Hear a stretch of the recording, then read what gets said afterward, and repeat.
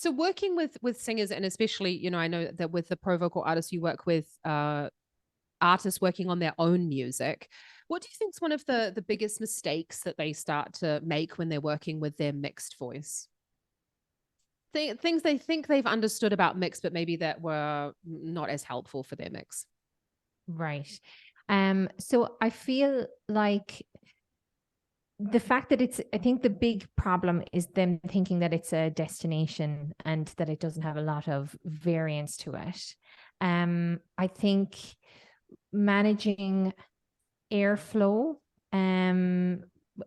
but actually managing airflow through knowing that it's very correlated to volume, and actually training the singers literally to just stop singing loudly.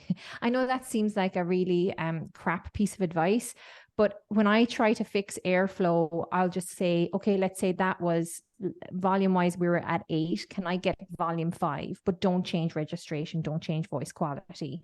And getting them to really think about that, you can see everything start to click into place. And I feel like I don't love to get too micromanagey about the moving parts unless I have to.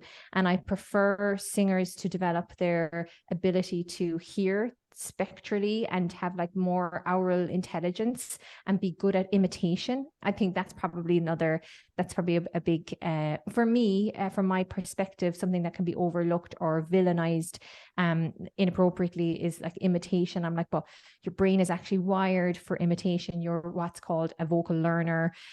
This is from research by different neuroscientists. One of them in our vocal pedagogy world, her name is Heidi Maas, and she's talked about how we're one of 8 species, humans are, of vocal learners. Our brains are wired for imitation like that of a songbird. We can our tongue can find the right position, our palate can find the right position, our pharynx can, contract the right muscles if we just listen to the sound and repeat it.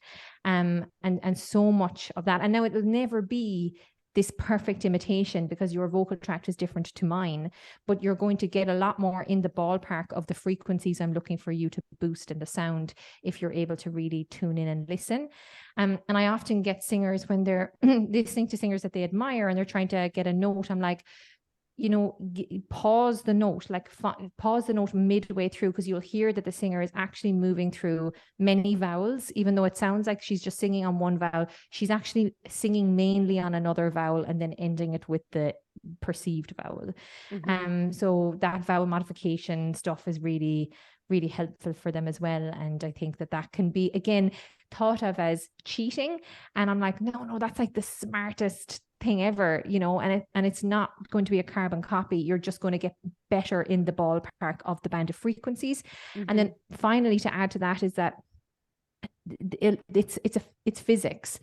Acoustics is maths, and it's in the same way that there's a law of gravity, there's also a law of acoustics, and you can't defy it. And if you try to defy it, then your voice will flip or flip over.